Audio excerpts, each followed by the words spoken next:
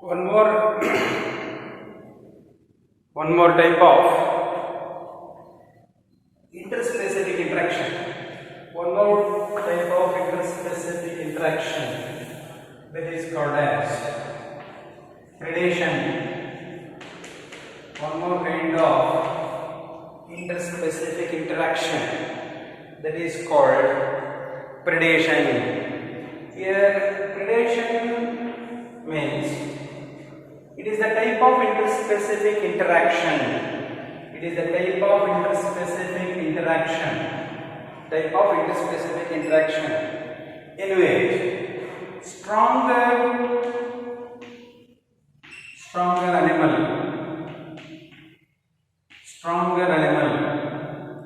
kills and consume weaker animal. The stronger animal kills and consume weaker animal.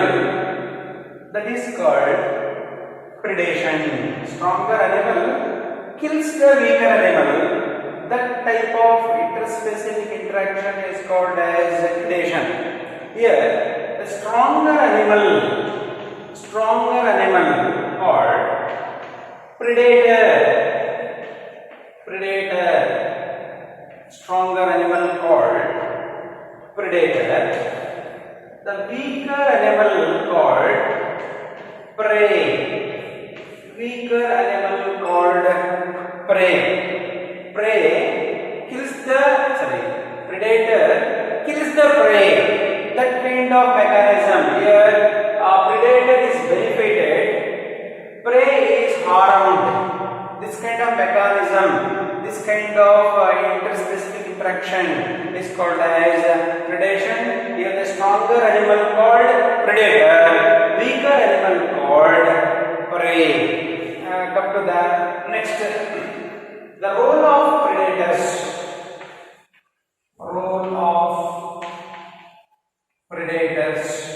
Usually predators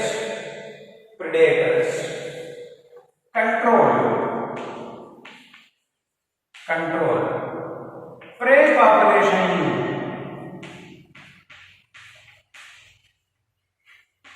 Predators control prey population. That is called biological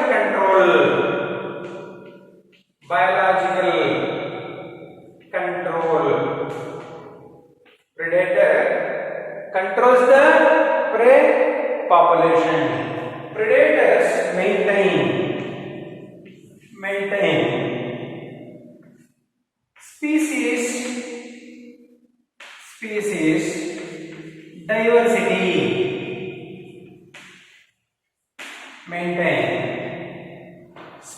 diversity. Predators act as conduit. It means channel. Predator acts as a conduit for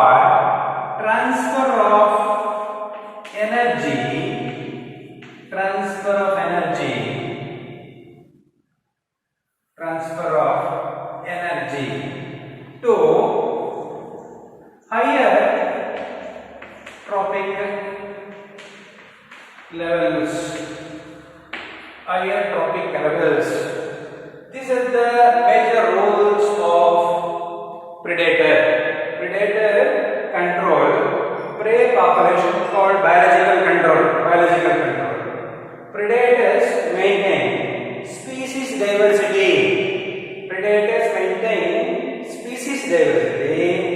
And predators act as conduit for transfer of energy to higher trophic levels. Next concept is the case of predation. Prey defense mechanism.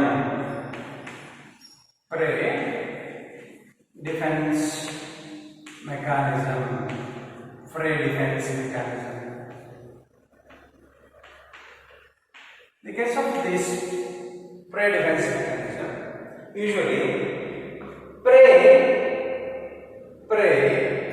which avoid the detection of predators by using some of the mechanisms in which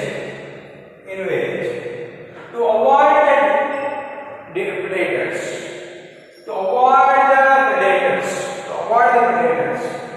some species of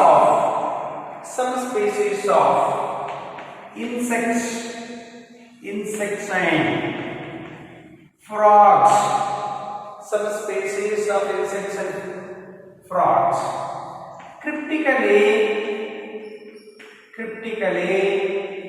colored or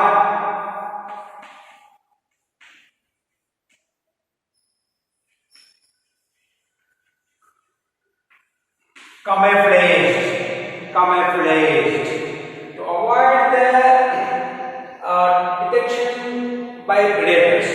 to avoid the detection by predators. Some of the prey which shows cryptically colored. Some species of insects and frogs. Cryptically colored, changing the body colors.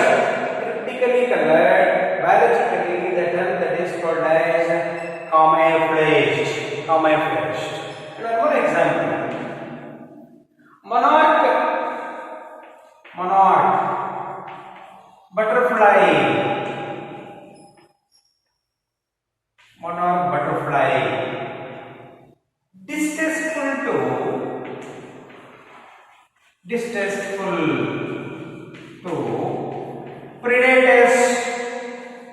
Distasteful to predators. Because in a butterfly presence of poisonous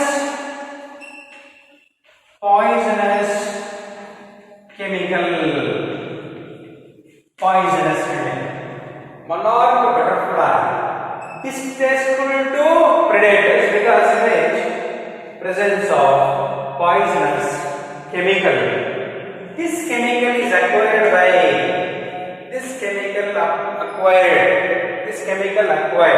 in the butterfly because it eat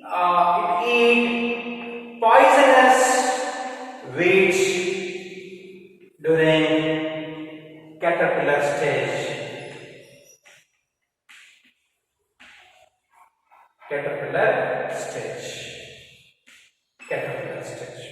Usually, what is that?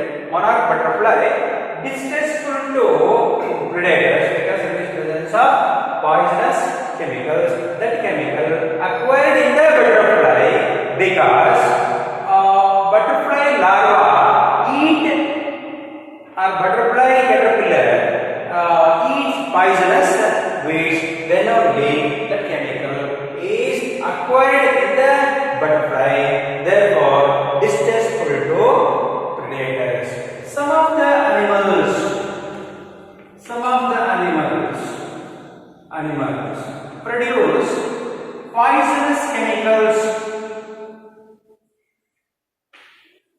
poisonous chemicals to avoid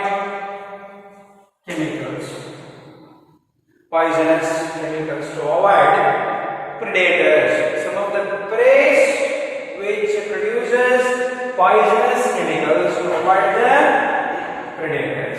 Some of the plants have thorns and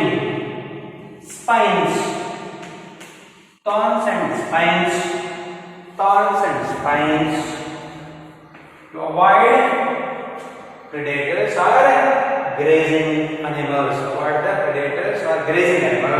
Some of the plants which have thorns and spines.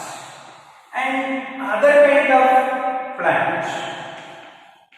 Some of the plants which produces chemicals to avoid the predators.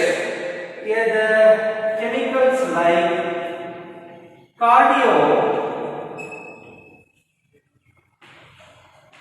glycerides, cardioglycerides. Strychnine is the chemical. Strychnine. Apine.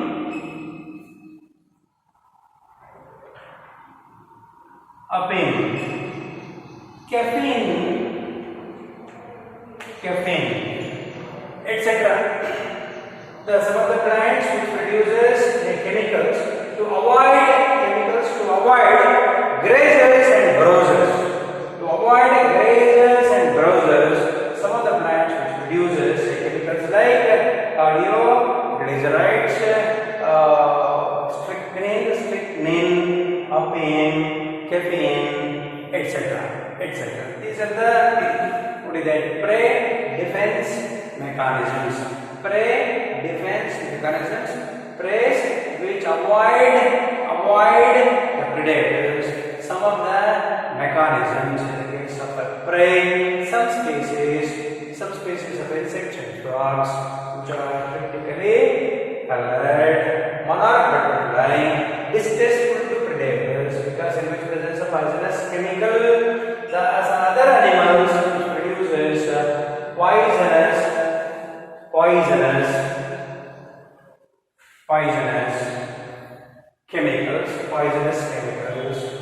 poisonous chemicals which avoid the predators. Some of the plants have thorns and spines to avoid the predators.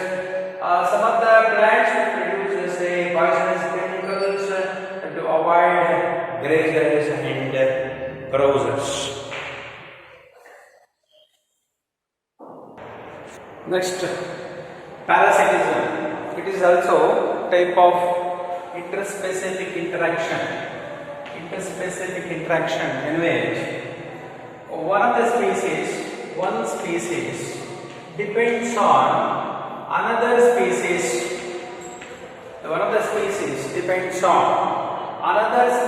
It is the type of interspecific interaction in which among the two species, one species depends on another species for food and shelter. That kind of interaction is called as parasitism. The species which are depends on another species, that kind of species usually called parasites. The species which depends on another such kind of species are called as parasites. Another species in which parasites which are depend, that kind of species are called as host species. In which in this type of interaction, parasites which are benefited, host is harmed. Therefore, plus minus the kind of interaction among the two species. One species acts as a parasite, another species acts as a host. This kind of interaction is called as parasitism. Next, adaptations of parasites. Adaptive characters of parasites. The major adaptive characters of parasites includes: the parasites are host specific.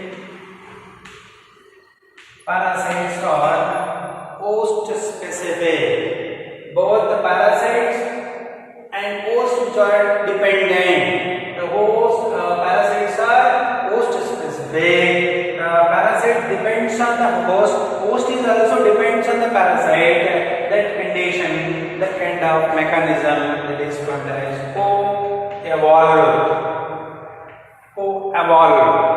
And parasites loss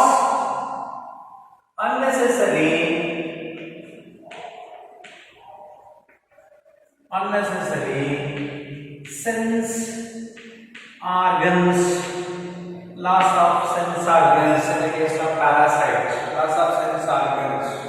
Parasites have adhesive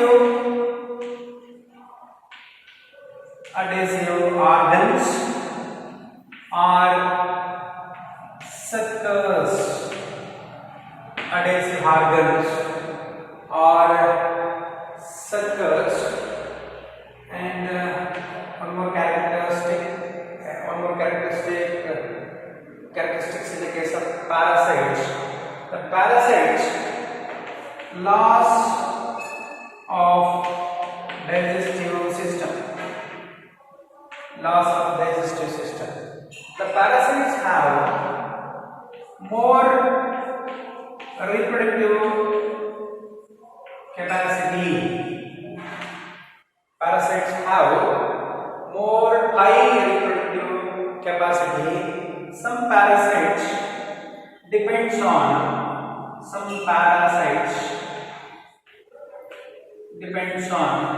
two or more hosts for its life cycle.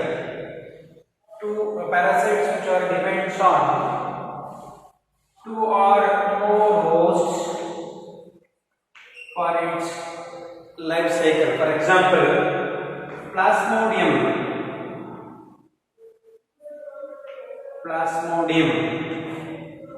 is the parasite. That parasites for the completion of its life cycle, the Plasmodium depends on mosquito,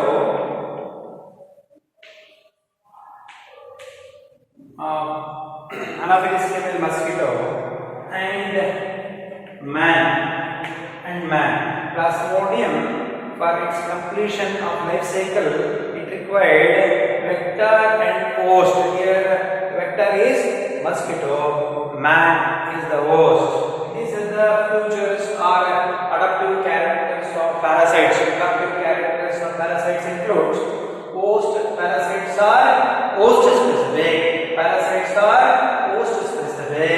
Loss of unnecessary sense organs. Presence of adhesive organs or suckers. Loss of digestive system. High rate of reproductive capacity. Parasites for its completion of life cycle required two or more hosts. These are the special characters of adaptive characters of parasites. Next to this, classification of parasites. The parasites which are classified into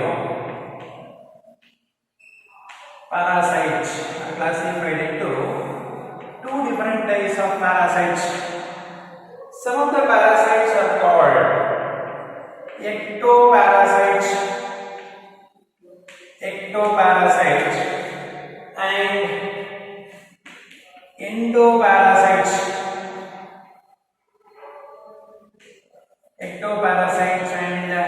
endoparasites. Here the ectoparasite means parasites live on the external surface of the body. Lives on external surface of the body for food and shelter. That is called ectoparasite. The parasite live on external surface of the body, external surface of the host body for food and shelter. That is called as ectoparasite. The parasites which live inside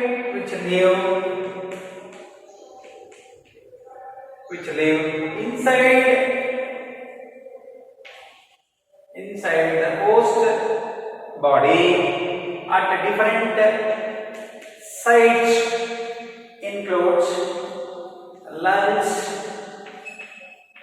liver, kidney, etc. The parasites live inside the body at for food and shelter.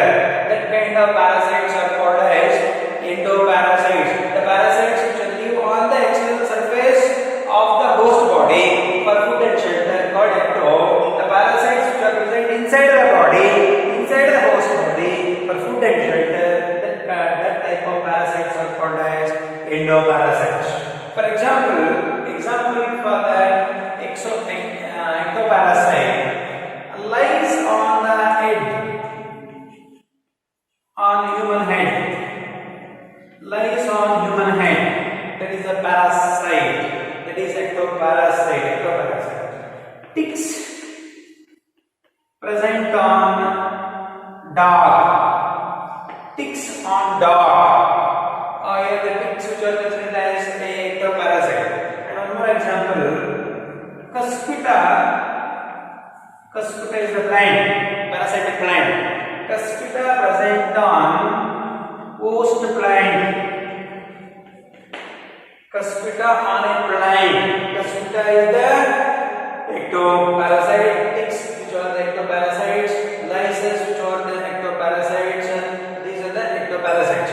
Endoparasites includes tapeworms, liver fluke,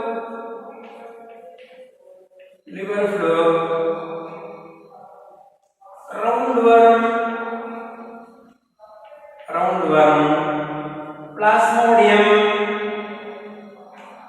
plasmodium, etc. These are the parasites which are present inside the host organs: tapeworm, liver, roundworm, plasmodium, etc., which are considered as endoparasites. These are the major differences between ectoparasite and endoparasite. The phenomenon, one more concept. The phenomenon in which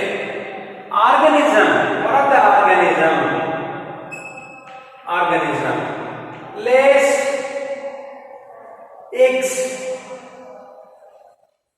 in the nest of another organism. Organism lays eggs in the nest of another organism. That kind of phenomenon is called as brood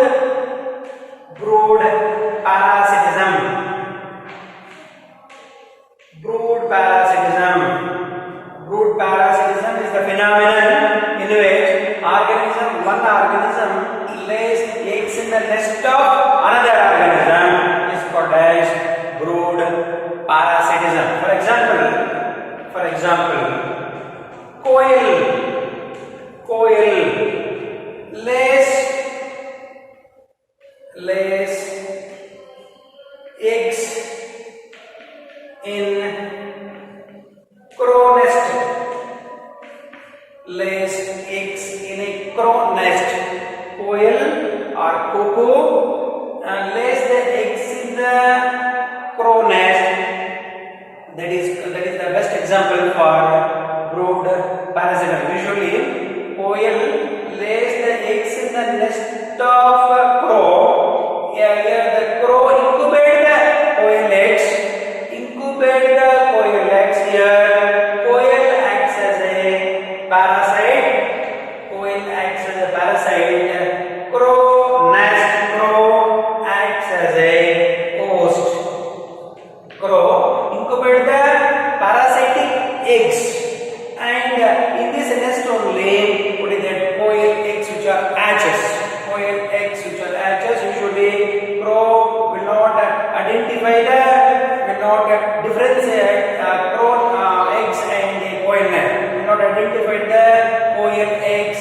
Here inside this nest itself, incubation of quail eggs which takes place. It is the example for brood parasitism. Here parasitism in which occurrence of parasites which are always depends on host for food and shelter.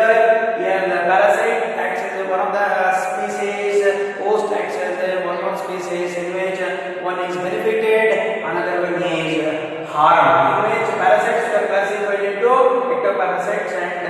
Endoparasites, the parasites which are lives on the external surface of the host body, the parasites which are lives inside the host at different sites, it is called as endoparasites. The organism lays the eggs in the nest of another organism, that is called as brood.